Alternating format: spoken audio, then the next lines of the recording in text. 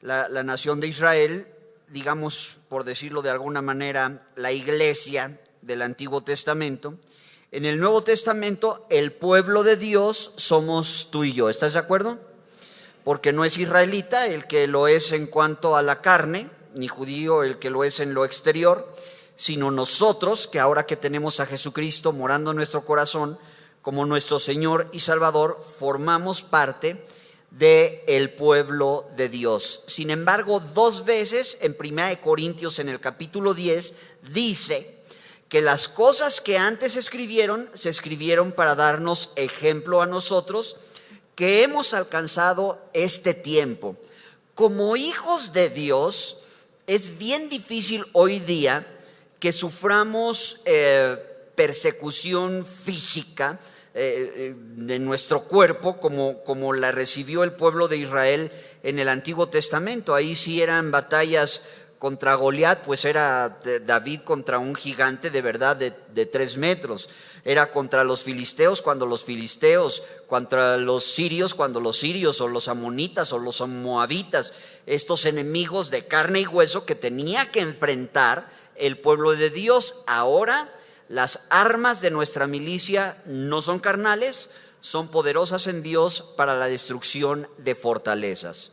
A lo que voy es que seguimos en luchas, seguimos en padecimientos, con un enemigo que en sus características es diferente, porque pues ya no es de carne y hueso, porque no tenemos lucha contra sangre y carne, sino contra principados, contra potestades, contra los gobernadores de las tinieblas de este siglo, contra huestes espirituales de maldad en las regiones celestes. O también tenemos una lucha constante contra el pecado que nos asedia, nuestros propios apetitos pecaminosos o las cosas que ofrece el mundo. Pero en fin, que está cómo podemos tener victoria sobre nuestros enemigos, está reflejado, está retratado en el pueblo de Dios, en el Antiguo Testamento, para ahora, hoy día, tener victoria. Hermanos en Jesucristo, aunque hijos de Dios, o sea, la verdad, ¿qué es lo que más aqueja a las familias cristianas? ¿Por dónde nos hiere más? No es la persecución, aunque se debe de cumplir la palabra de Dios, que el que quiera vivir piadosamente en Cristo Jesús va a recibir persecución. Pero ahora la persecución no es a muerte. Lo más que te pueden decir es aleluya. Y traidor a la religión de tus padres. Oye, que ya soy cristiano. Ah, ya eres cristiano, sí. Entonces, córtalas para siempre, ya no vuelvo a ser tu amigo.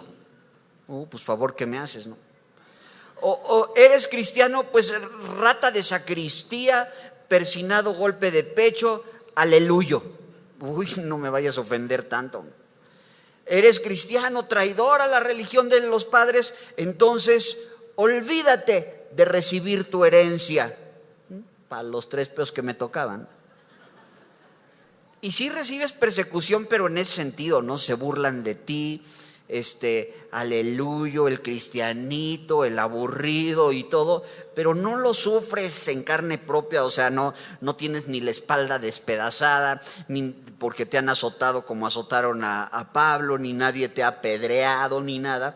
Sin embargo, hay padecimiento en la vida cristiana, y a mí me mueve a la reflexión ese que les digo, el Salmo 105, el verso 37, cuando dice que los sacó con plata y oro y no hubo en sus tribus enfermo. Esto es, si yo pregunto, ¿cuántos achacosos venimos hoy aquí? ¿Y a quién le duele la espalda baja? Y que si la ciática, y que si problemas gástricos o la migraña o cosas por el estilo, mejor no digo que levantemos la mano, porque dices, ¿y luego? Pues no que somos cristianos y todo, pues sí, pero estamos en un cuerpo corruptible y eso sí nos duele. Duelen los problemas en medio de la casa, duele un marido irrespetuoso, duele una mujer iracunda como gotera continua, describe la Biblia. Duele la necedad de un necio que dice que soportarlo es como soportar a una osa a la cual le han robado sus cachorros.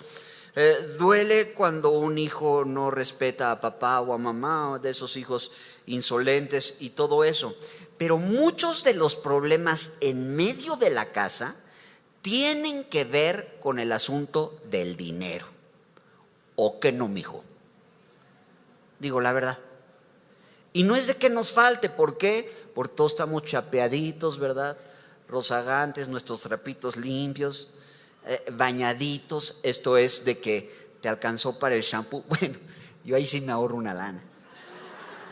Y para el acondicionador y todo eso. Pero muchos de los problemas es por la finanza, por el asunto del dinero. Entonces, hoy vamos a hablar de cómo tener victoria en el área financiera. Y no te asustes, no te voy a sablear ni cosas por el estilo. Pablo le decía a los filipenses, ¿sabes qué? Hicieron bien en mandar para mis necesidades. Pero les dijo, no es que busque dádivas, yo busco fruto que abunde en tu cuenta. ¿Por qué? Porque si eres codo o no eres codo a la hora de pasar la charola de las ofrendas, bueno, en este caso es cubeta, deberíamos de pasar tambores de 200 litros que se llenen. Es asunto tuyo. A la obra de Dios no le pasa nada porque Dios es rico. Pero si tus broncas son por cuestión de dinero, lo que Dios quiere en esta tarde es que no sufras más por el dinero.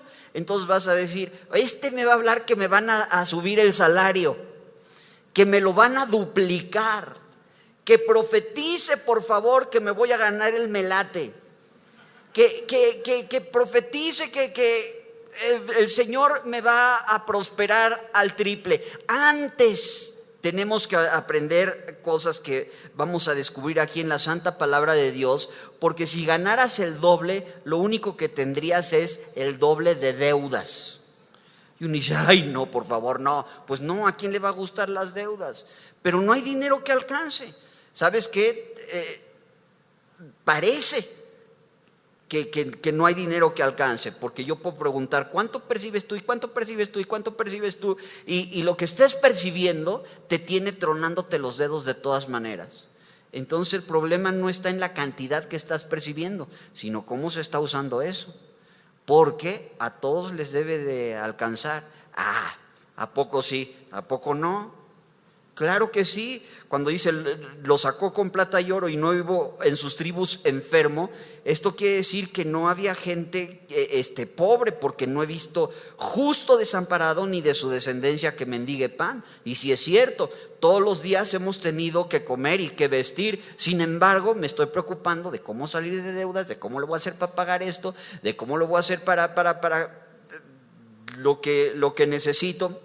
Vamos a la palabra de Dios, que es rica en soluciones prácticas para nuestro diario vivir. Y eso es lo emocionante que yo encuentro. Ahora si abran su Biblia, es que dije muchos pasajes, pero no para que los leyeran, nada más para mencionarlos, para que vieran que sí está en la Biblia. Pero sí vamos a leerlo. El libro primero de los Reyes, el capítulo 17. El contexto del libro primero de los Reyes en el capítulo 17 nos sitúa en la época histórica, a donde el pueblo de Israel estaba siendo gobernado por un rey que hizo lo malo delante de los ojos de Dios, que se llamaba Acab. Y este rey tenía una bruja de esposa que se llamaba Jezabel. Y digo bruja porque de veras era hechicera, controladora, manipuladora y una mala mujer. Y era época también a donde el hombre de Dios y la obra de Dios estaba representada por el profeta Elías. Entonces dice Santiago que Elías era hombre sujeto a pasiones semejante a las nuestras, porque vamos a leer parte del capítulo 17, vamos a leer parte del capítulo 18 y a Elías lo vamos a ver como un héroe de la fe, combatiendo, enfrentando, confrontando a 450 profetas de Baal y teniendo victoria sobre ellos y exhibiéndolos. Pero era hombre sujeto a pasiones, porque en el 19 lo vemos en una depresión que se quería morir. Sin embargo, este hombre de carne y hueso, dice Santiago, oró fervientemente para que no lloviera, y no llovió por 3 años y medio. En el capítulo 17 nos encontramos, y en el capítulo 18, al final de estos 3 años y medio, a donde toda la nación había padecido una auténtica hambruna. ¿Se acuerdan ustedes de la historia esta de Elías, que le dieron de comer los cuervos? No había comida, no había cosechas, literalmente la gente se está muriendo de hambre en esta época. Cuando tú dices, me estoy muriendo de hambre, es porque no has desayunado, pues no te vas a morir. Esta gente sí fallecía, sí se moría de hambre, no había que comer.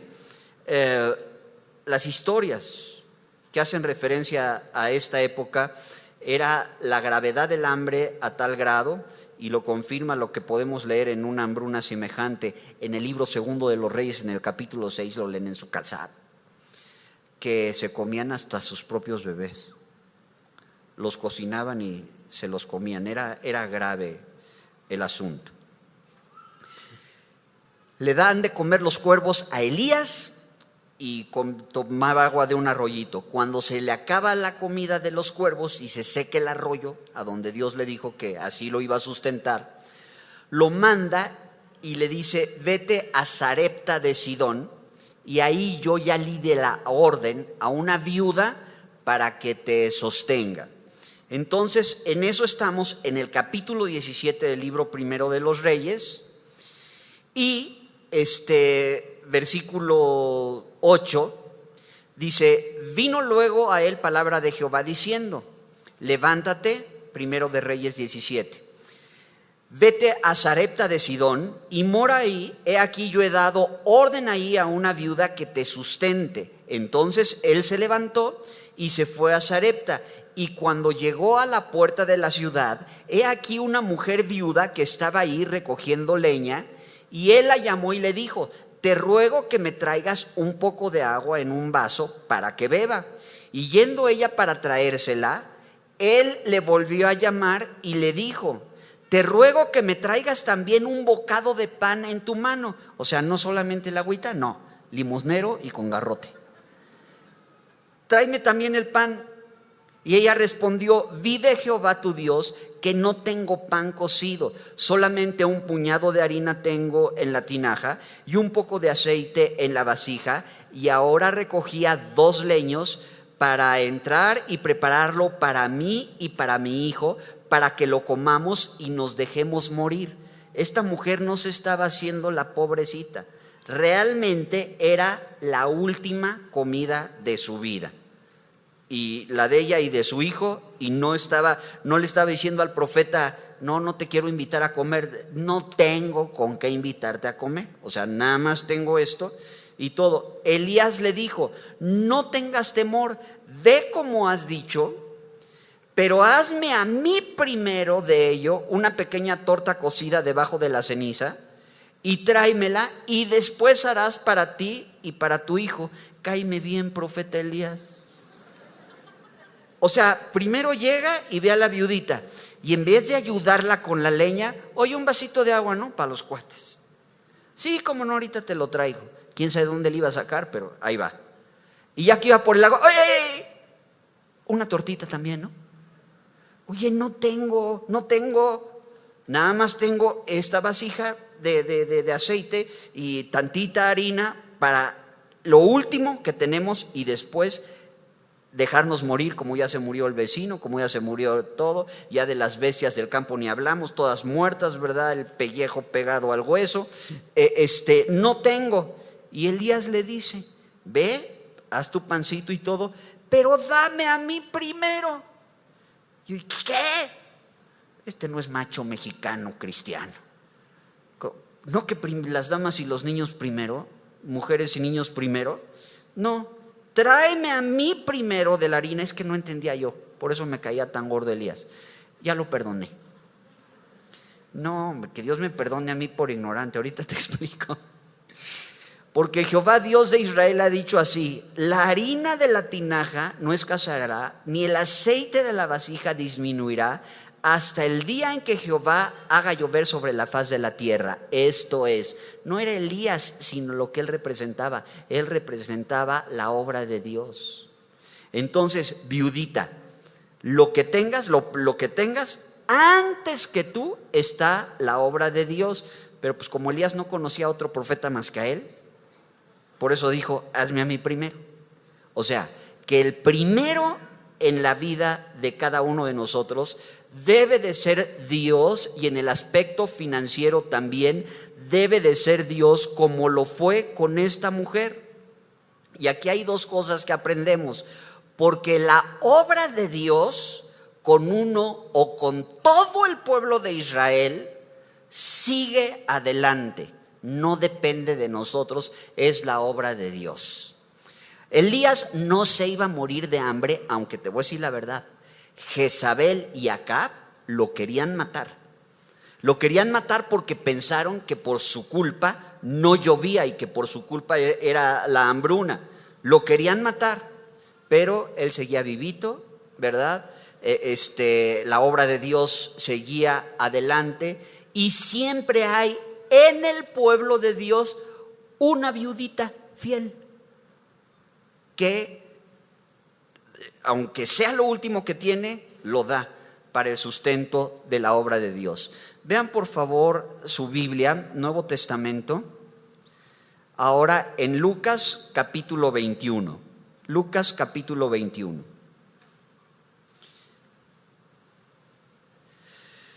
Levantando los ojos, versículo 1, está hablando del Señor Jesucristo. Lucas 21. Vio a los ricos que echaban sus ofrendas al arca de las ofrendas.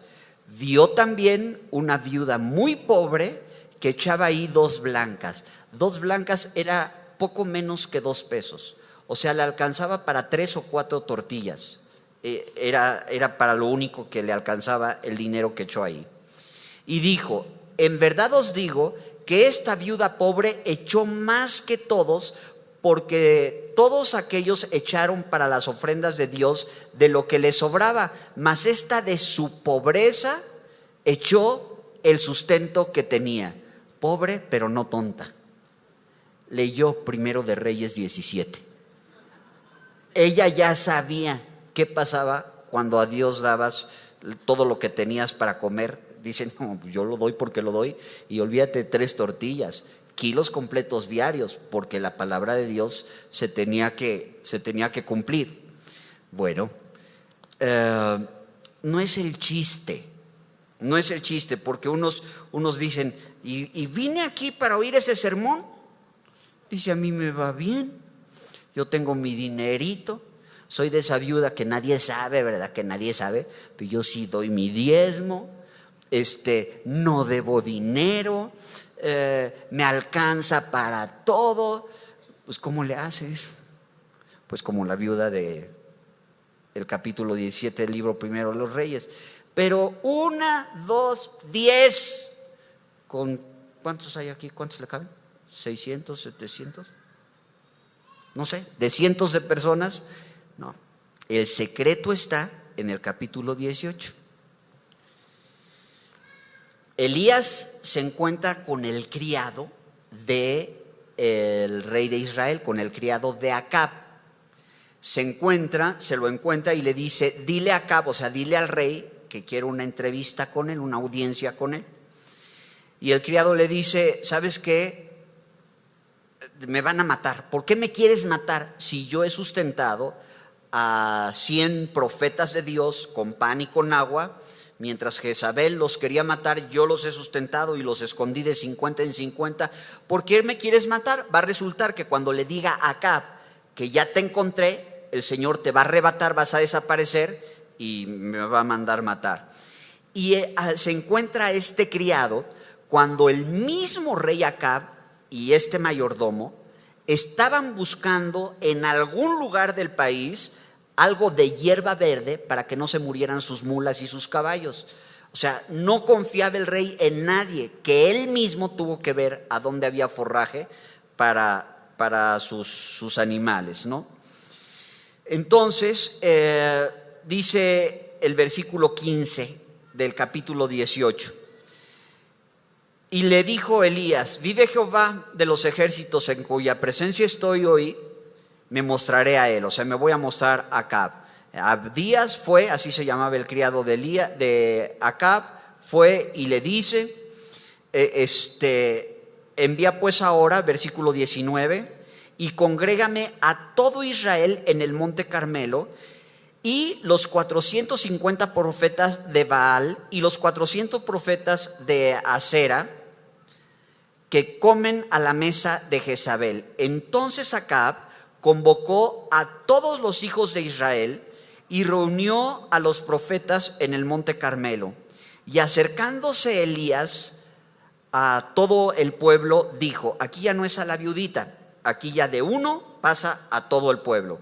Y acercándose Elías a todo el pueblo dijo: ¿hasta cuándo claudicaréis vosotros entre dos pensamientos? Si Jehová es Dios, seguidle, y si Baal, id en pos de él. Y el pueblo no respondió palabra. Es como si alguien ahorita se presenta y el Señor nos dice: ¿hasta cuándo vas a claudicar entre dos pensamientos? ¿Hasta cuándo te vas a decir cristiano y vas a tener un pie en la iglesia y otro pie en el antro?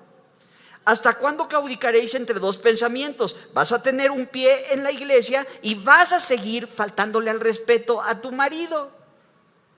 Y es que dicen las mujeres: es que no conoces a mi marido, es primo del anticristo. Es que no conoces a mi mujer, es del club de admiradoras de Jezabel. Pregunto, ¿para qué le escogiste? Y si ya le escogiste y eres una nueva criatura en Cristo, ¿sabes qué? Nadie aborreció jamás su propia carne, Efesios capítulo 5, sino que la sustenta y la cuida como Cristo a la iglesia. Ama a tu esposa como Cristo amó a la iglesia, que se entregó y se dio en sacrificio por ella. Con amor sacrificial uno debe de amar a la esposa, sí. Entonces no tengas un pie en la iglesia y te digas cristiano, y por el otro lado el macho mexicano, sin ser cristiano, ¿verdad?, que dice que es cristiano, sigue menospreciando la figura de la mujer en la casa. Esto es claudicar entre dos pensamientos. Esto es un pie acá y otro pie acá. Si eres cristiano, obedece a papá. Si eres cristiana, sométete a tu marido. Respeta, dice la Biblia, a tu marido. Si eres cristiano, no tomes lo que no es tuyo. ¿Hasta cuándo van a estar entre dos pensamientos? Y claro, cuando el pueblo oye semejante desafío, nadie dijo nada. Todos callados. Y el pueblo no respondió palabra. Y Elías volvió a decir al pueblo: solo yo he quedado profeta de Jehová, mas de los profetas de Baal hay 450 hombres. Dénsenos pues 2 bueyes, y escojan ellos uno y córtenlo en pedazos y pónganlo sobre leña, pero no pongan fuego debajo. Y yo prepararé el otro buey y lo pondré sobre leña, y ningún fuego pondré debajo. Invocad luego vosotros el nombre de vuestros dioses, y yo invocaré el nombre de Jehová, y el Dios que sea Dios, y el Dios que respondiere por medio de fuego, este sea Dios. Todo el pueblo respondió diciendo: bien dicho. Aquí no se callaron. Aquí todos dijeron: aceptamos el reto. Todo el pueblo de Israel, ya no una viudita, ya todo el pueblo de Israel aceptaron el reto. ¿Qué es lo que sigue diciendo la santa palabra de Dios?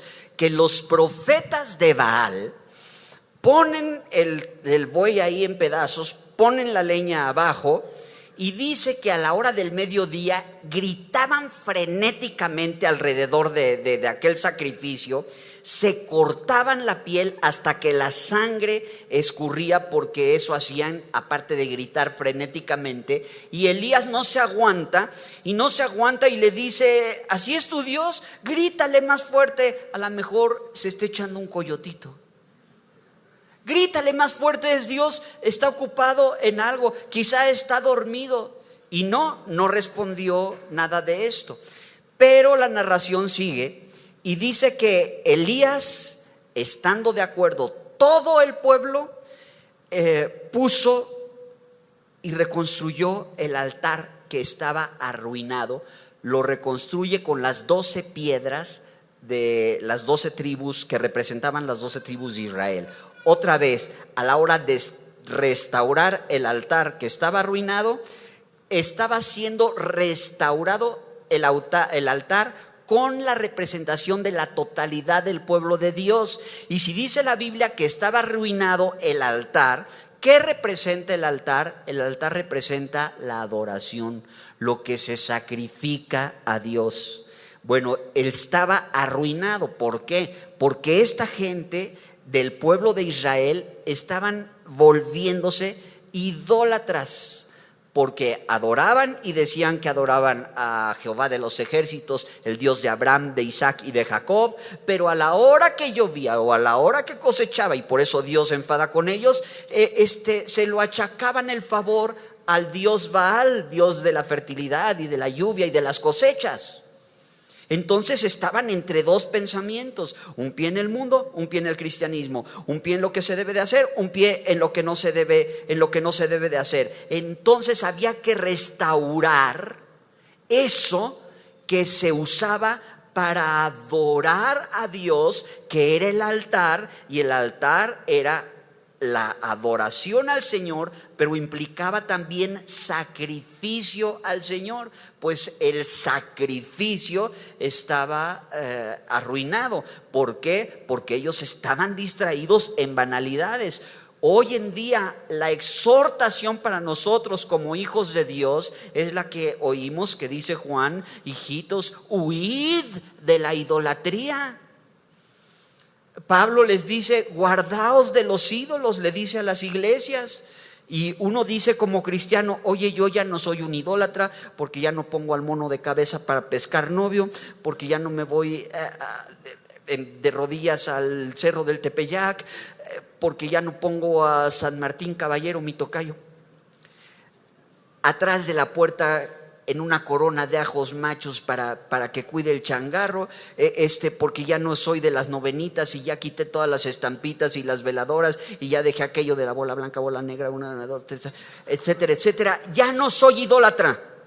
Bueno, en ese sentido no. Pero entonces, ¿por qué la exhortación a guardarnos como hijos de Dios de los ídolos?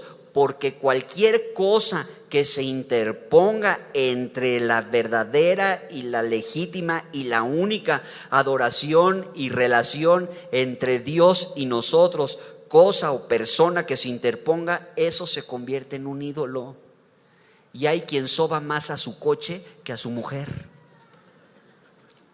El ídolo son los bienes materiales. Hay quien se preocupa más por su noviecito santo que por su noviecita santa, que ni santos son, que por congregarse los domingos para venir a alimentarse de la palabra de Dios. O la avaricia, que con todas sus letras el Señor Jesucristo dice que el avaro es lo mismo que un idólatra. Hay quienes su ídolo son los bienes materiales, o una persona, o el negocio, o el trabajo, o cualquier cosa que se interponga en tu relación con el Señor se puede convertir en un ídolo. Por eso, como hijos de Dios, hay que guardarnos de Baal. ¿Qué quiere decir Baal? Baal en sentido general quiere decir Señor. Los Baales, los señores. Cualquiera que se puede convertir en el Señor antes que nuestro Señor Jesucristo, ese es un ídolo para los cristianos. Y para muchos cristianos, el ídolo es el billete, el dinero, los bienes materiales. No, que para mí no, ya quisiera. No, es que es un pecado que se puede cometer teniendo millones y millones de euros o no teniendo ni un solo peso en la bolsa. No es cuestión de cantidad, es cuestión de actitud del corazón. Elías prepara el sacrificio y ya quiero que que pasemos de una viuda a todo el pueblo de Israel. No de una, dos, tres personas, de una familia fiel con sus diezmos, a toda la iglesia. Del capítulo 17 al capítulo 18. Todo el pueblo de Israel. Las 12 piedras de todo el pueblo de Israel, de las 12 tribus, todo el pueblo de Dios ahí representado. Y después dice, puso la leña. Y después de la leña partió el buey ahí. Después de esto hizo una zanja grande alrededor del altar y de todo este sacrificio, y dijo, échenle 4 cántaros de agua. Y se los echaron. Y yo cuando leí esto dije, ¿quiere mojar la leña para que el milagro sea más milagroso? Y después dice, échenle otros 4 y otros 4. Y la tercera vez dice, échenle otros 4. 3 veces le echaron 4 cántaros de agua. Esto es cientos de litros de agua arriba del sacrificio. La vez también cuando leí esto por primera vez dije, oye, un buey seco, leña seca, pues cualquier cerillito la prende. Todo árido ahí, años sin llover. Entonces quiere ver que la leña está mojada para que sea el milagro más grande. No, Señor, no es eso. Ahorita te digo qué es. Entonces el profeta clama y le dice, Señor, ahora sí ya, llegó nuestro tiempo, ¿verdad? Llegó mi tiempo. Contéstame enviando fuego del cielo que consuma esto, para que vea toda esta gente que lo que tú me estás diciendo que hiciera, fuiste tú el que me lo estás diciendo, que no lo estoy inventando yo, y consume este sacrificio. Entonces vino fuego del cielo y consumió el buey que estaba cortado, y consumió la leña, consumió las piedras, y se secó toda el agua. Entonces toda la gente empezó a gritar, Jehová es Dios, Jehová es Dios. Pues claro, ni modo que no lo supieran. Pero ¿por qué estaban padeciendo y por qué se estaban muriendo de hambre? Porque el altar del sacrificio y la adoración estaba arruinada. Entonces ya no una gente, sino todo el pueblo estando de acuerdo, ¿sabes qué? Sacrificamos esto. ¿Por qué 3 veces echaron cientos de litros de agua? Porque un buey medio muerto, de ese ya se iba a morir de todas maneras.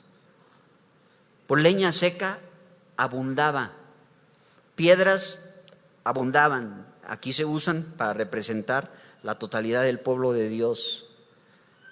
El oro de nada servía porque no te lo podías gastar en nada, porque no había que comer. La plata no servía de nada porque no había que comer. ¿Qué era lo más valioso que el pueblo de Dios en esa época tenían? El agua. Entonces, ¿sabes qué? No vamos a sacrificar un buey que tiene el pellejo pegado al hueso. Qué vergüenza. Dar lo que nos sobra. Esas bestias sobran. Todos están muriendo aparte. Pero vamos a poner en un altar restaurado lo más valioso. Y lo más valioso es cientos de litros de agua con el cual podrían salvar su vida muchas personas, muchas viudas con sus hijos, algunos meses más. Pero aquí la enseñanza es que todo el pueblo estuvo de acuerdo. Ya no una viudita fiel, ya todo el pueblo. Y yo ya me los imagino muriéndose de sed, literalmente muriéndose de sed, y viendo cómo echaban los cántaros de agua a la res muerta, y cómo escurría por la leña seca, y todo eso. Pero entendieron que la adoración estaba siendo restaurada. Acto seguido, cuando en el área material, porque el agua aquí no simboliza una vida consagrada, el agua aquí no simboliza algún don espiritual, el agua aquí simboliza agua. ¿Qué era lo que más necesitaba esa gente? Comer y beber. Lo más valioso era el agua. Y Elías le dice a su criado, asómate y ve ahí rumbo al mar, voltea a ver rumbo al mar, ¿qué ves? Y regresa el criado del profeta y le dice: no veo nada. Ups. Sube otra vez y dime qué ves.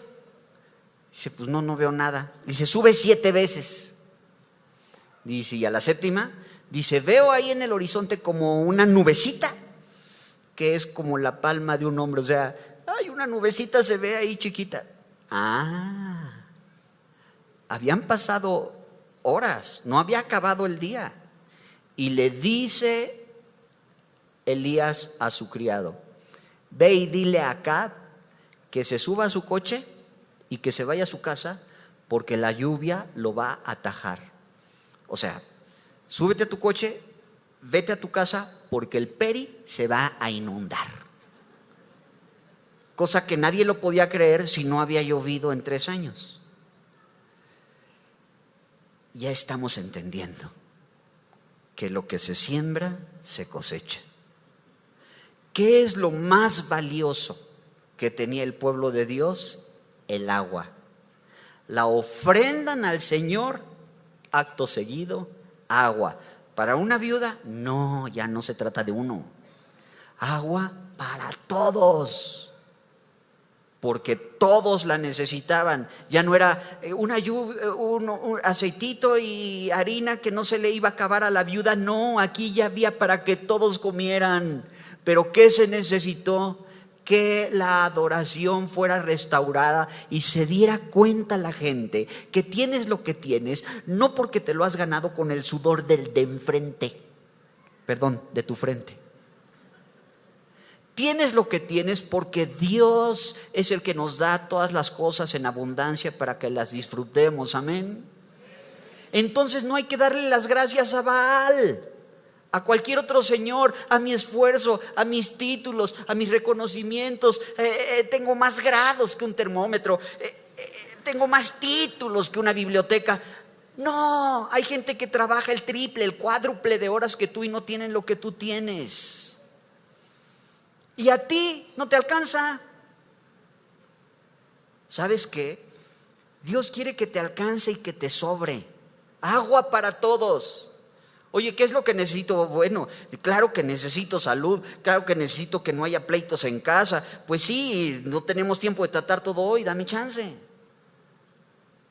Hoy este asunto de la finanza, de los bienes materiales, ¿cómo le hago para estar sano en eso? ¿Sabes que lo primero en tu vida debe de ser el Señor?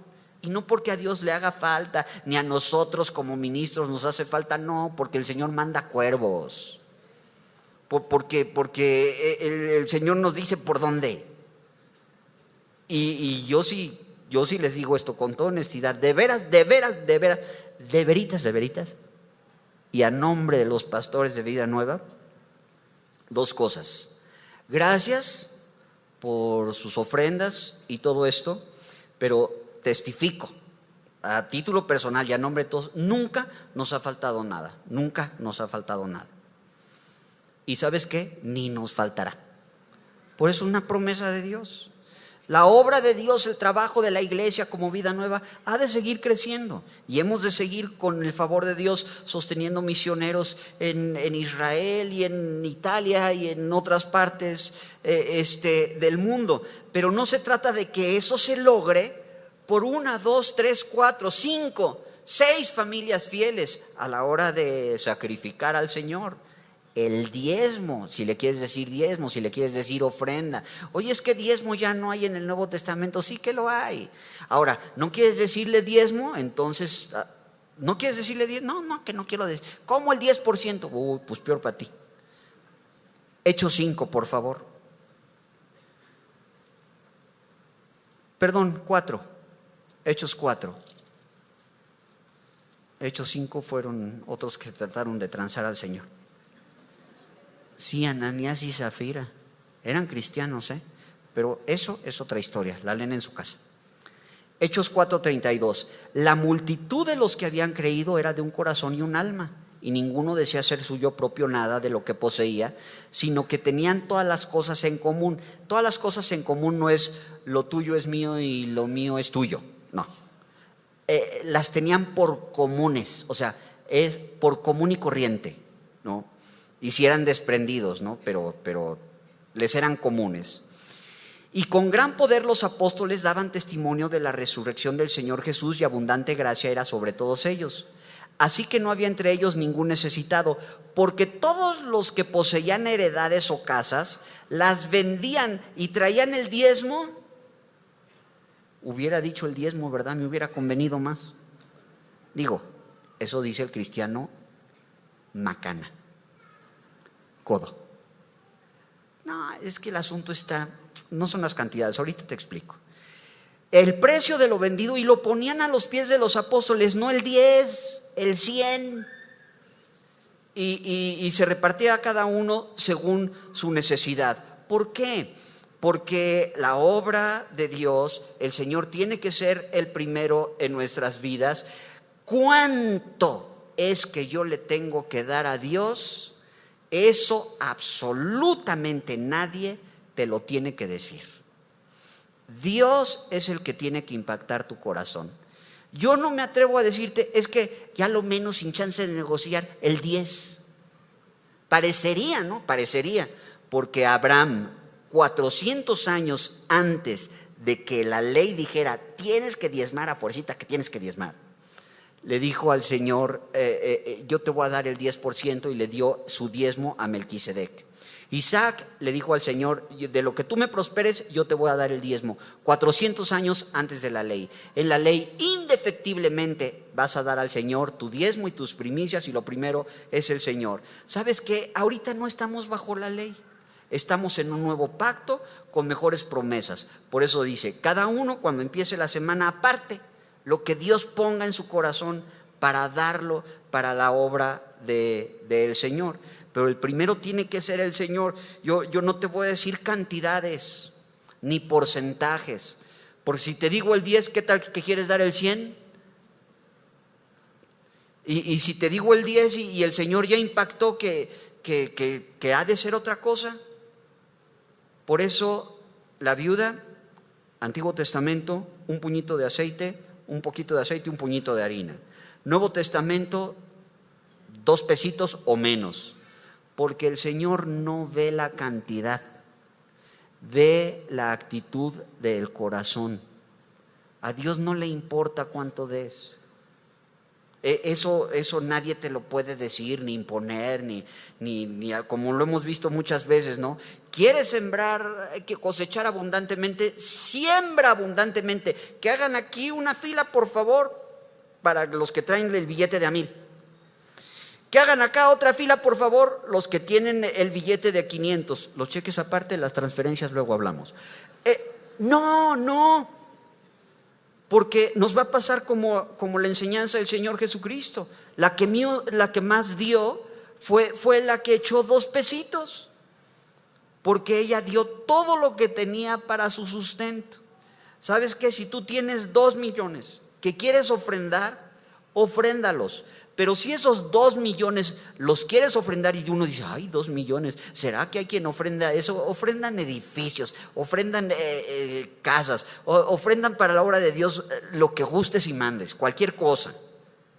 Pero si esos 2 milloncitos tú los estás dando porque te sobran, yo te suplico que reflexiones y que no lo hagas. Ay, fíjate lo que me estás diciendo, que no ofrende 2 millones, es que no. Porque si es de lo que te sobra, ¿como para qué? Yo de todas maneras ni me iba a enterar. Pero Dios sí, y tú también. Porque sabes una cosa, Dios no se merece las obras de nadie. Dios que impacte nuestra vida, que impacte nuestro corazón y nos diga cada semana cuánto echarle. Que si son 2 pesos, para Él está bien, para Él está bien. Porque no es lo que te sobraba, es lo que das. Y por eso hablamos del altar y de sacrificio. ¿Cuánto es lo que tengo que dar? Yo no te voy a decir ni cantidades, ni te voy a decir el tanto por ciento de nada. Te voy a dar pistas. Te voy a dar pistas. Cuando lo que estás dando sientes un ouch, o sea, que duele, te estás acercando. Porque cuando no hay ese ¡ouch!, es que te sobra. O sea, no hay sacrificio, ¿no? De todas maneras, el que dice cuánto no soy yo solamente doy pistas.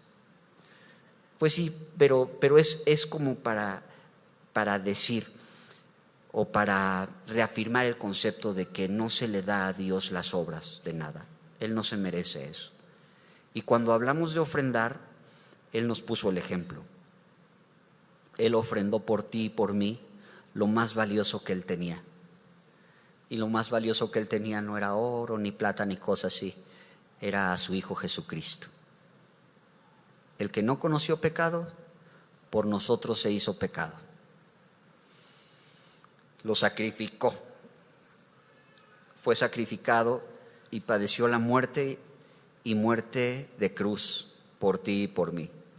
Digo, si Dios hizo eso por nosotros, oye, queremos finanzas sanas, queremos que nos alcance, el primero debe de ser Dios en nuestras vidas, y hacerlo con gusto, porque no debe de causar pesar. Cuando digo un ouch, es un ouch, es con gusto. Es como cuando pagas la carrera a un hijo, pues claro, te tienes que esforzar, claro, hay un sacrificio, hay un trabajo. Cuando pagas la colegiatura, la renta, la letra del coche, oye, implica esfuerzo. Sí es un sacrificio, pero qué gozo, ¿no? De recibir el bien de el hijo que termina la escuela, de la casa pagada, los gastos pagados a tiempo. Bueno, aquí estamos hablando de un bien superior. Qué satisfacción el de haber cumplido por haber dado a Dios lo que Él ha impactado en nuestro corazón. Vamos a inclinar nuestro rostro y vamos a orar. Y todo este mensaje lo vamos a utilizar del devocional de la ofrenda, porque aparte que ni mandado a hacer que no. Señor, te damos gracias porque en todos nos has dado mucho más abundantemente de lo que pedimos y entendemos. Gracias porque si nosotros somos infieles o nuestra adoración a ti está deteriorada, tú con nosotros has permanecido fiel y no nos ha faltado nada. Señor, queremos sencillamente ser sensibles hoy y siempre para tener libertad financiera, para tener gozo en el asunto de las cuestiones materiales y victoria en esta área.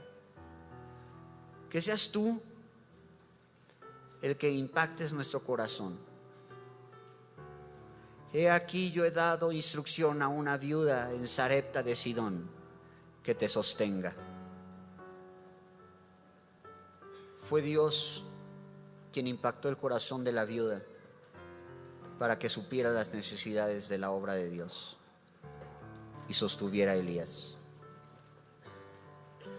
Fue Dios que impacta el corazón de esa viuda para que en ese caso diera todo. Ella no tenía nada más que bien poquito, 2 pesos o menos. Otros tenían mucho en cantidad. Los de Hechos 4, que tenían propiedades. No importa la cantidad, importa la obediencia, lo que Dios impacte en tu corazón. Y esto se tiene que hacer no por una necesidad impuesta, sino por gratitud, con alegría, con ánimo pronto. Por eso, Señor, con profunda gratitud presentamos delante de ti estas ofrendas y estos diezmos, sabiendo que así te honramos, que así te alabamos, que así te adoramos. Y gracias, porque ejemplo tenemos en la Biblia de cómo hacer para cosechar justo lo que más necesitamos.